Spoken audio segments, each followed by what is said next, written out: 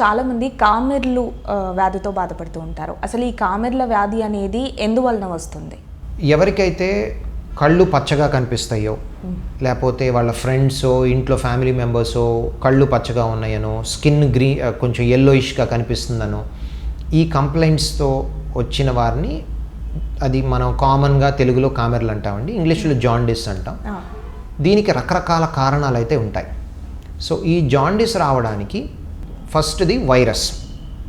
చిన్నపిల్లల దగ్గర నుంచి పెద్దవాళ్ళ దాకా కొంతమందిలోనేమో ఆహారం నీరు కలుషితమయ్యి కొన్ని వైరస్లు వస్తాయి. హెపటైటిస్ ఏ అండ్ హెపటైటిస్ ఈ వైరస్, పర్టికులర్లీ రెయినీ సీజన్లో, లేకపోతే road side food, unhygienic practices వలన ఈ వైరస్ లోపలికి వెళ్ళి లివర్ని డ్యామేజ్ చేస్తే వచ్చే jaundice viral hepatitis A and ఈ అంటాం.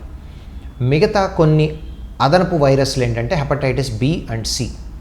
ఈ వైరసెస్ ఎట్లా వస్తాయంటే రక్తం ఎక్కించడం ద్వారానో, లేకపోతే ఒకళ్ళకి వాడిన సూదులు ఇంకొకళ్ళు వాడడం ద్వారా, లేకపోతే షేవింగ్ బ్లేడ్స్ ఒకళ్ళకి వాడిన ఇంకొకళ్ళు వాడిన ద్వారా, తల్లి గర్భం నుంచి బిడ్డకి, లేకపోతే సెక్షువల్ ట్రాన్స్మిషన్ ద్వారా ఒకళ్ళ నుంచి ఒకళ్ళకి వచ్చే వైరస్లు హెపటైటిస్ బి అండ్ సి.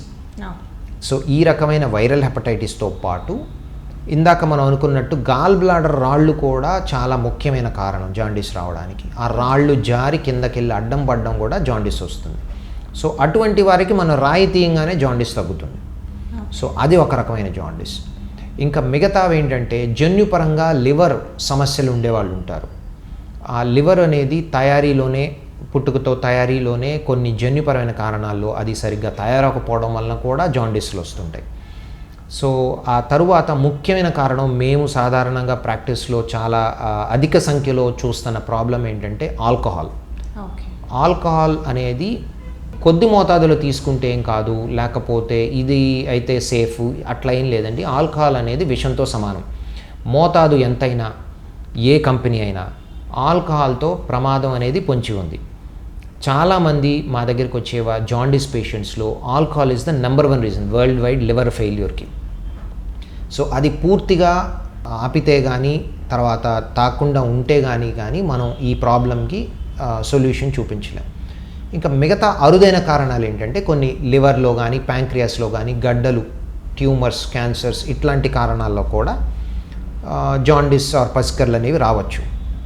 కామన్గా మనకి బయట పల్లెటూరులో కానీ మిగతా చోట్ల ఈ కామెర్లో రకాలు ఉంటాయని, రకరకాల పథ్యాలతో తగ్గుతున్నాయని, లేకపోతే పసరు దాగిస్తే తగ్గుతుందని, చేతికి వాతలు పెట్టించుకుంటే తగ్గుతుందని చాలామంది అపోహలో ఉంటారు. అది చాలా రాంగ్ పద్ధతి అండి, చాలా తప్పది. ఎందుకు అంటే ఒక ఉదాహరణకి కొన్ని ఎగ్జాంపుల్స్ చెప్తాను. ఒక సింపుల్గా వైద్యం చేయగలిగే స్టేజ్లో ఒక మనిషిని డాక్టర్ దగ్గరికి తీసుకొస్తే దానికి వైద్యం చేసి నయం చేయొచ్చు. అదే పర్సను ఒక నెల రోజులు పసరు వైద్యం లేకపోతే చేతికి వాత పెట్టించుకొని డిలే చేయడం వలన ప్రాబ్లం ముదిరి చివరి స్టేజ్లో వస్తే డాక్టర్ కూడా పెద్దగా ఏం చేయలేని పరిస్థితిలో ఉంటారు. సో కాబట్టి కనుక్కున్న వెంటనే వారు ఐడెంటిఫై చేయగానే రాగలిగితే దాన్ని సరైన వైద్యం చేస్తే సమస్యని మొదట్లోనే మనం అరికట్టవచ్చు, తగ్గించవచ్చు. సో దీనికి ట్రీట్మెంట్ ఎలా ఉంటుంది సార్? మెడిసిన్తోనే క్యూర్ అయిపోతుందా కరెక్ట్ టైంలో కనుక మనం డయాగ్నోస్ చేస్తే? మొదటి లివర్ సమస్యలకి ఇందాక మనం అనుకున్నట్టు గాల్ బ్లాడర్లో స్టోన్స్ లాంటి ప్రాబ్లమ్స్కి అయితే స్టోన్స్ని తీసేసి వైద్యం చేస్తే తగ్గిపోతుంది. వైరస్కి అయితే కొన్ని మందులు వాడితే కొంతవరకు కంట్రోల్ అవుతుంది. అలాగే మందు వలన, ఆల్కహాల్ వలన వచ్చే హెపటైటిస్ అయితే కనుక మందు ఆపేసి మొదటి స్టేజ్లో వాళ్ళకి మందులతో వైద్యం చేసుకోవచ్చు. ఒకవేళ ఏమైనా గడ్డలు, ట్యూమర్స్ ఉన్నా వాటికి ఆపరేషన్ చేసి నయం చేయవచ్చు.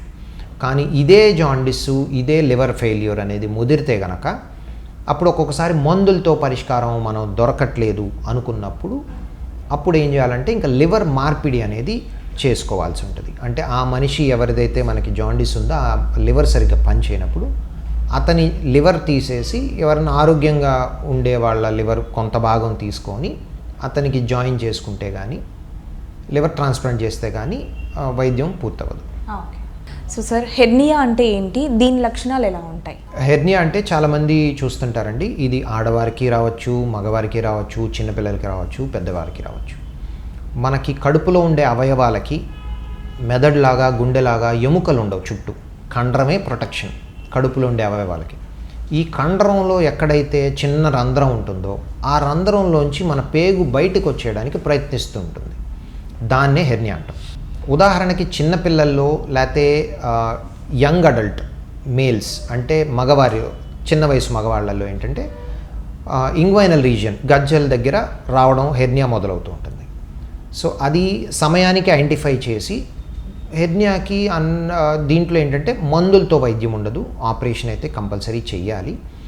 ఆ ఆపరేషన్లు కూడా ఈ రోజుల్లో సులువుగా మనం లాప్రోస్కోపీలో రోబోటిక్ సర్జరీస్తో చేసుకోవడం వల్ల వారికి ఎటువంటి ఇబ్బంది లేకుండా 1 డేలో ఇంటికి వెళ్ళిపోయే విధంగా చేసుకుంటున్నాం. సో నెక్స్ట్ ఆడవాళ్ళకి బొడ్డు దగ్గర కామన్లీ ఇంతకుముందు మల్టిపుల్ ప్రెగ్నెన్సీస్ అయినాయి. ప్రెగ్నెన్సీలో బయటికి వచ్చిన బొడ్డు అలాగే ఉండిపోతుందండి అని వస్తుంటారు వారికి. తర్వాత ఇంతకుముందు multiple pregnancy deliveries caesarean sections అయినాయి. సో వారికి కూడా అక్కడ కండ వీక్ అయ్యి కూడా హెర్నియాలు అనేది రావచ్చు.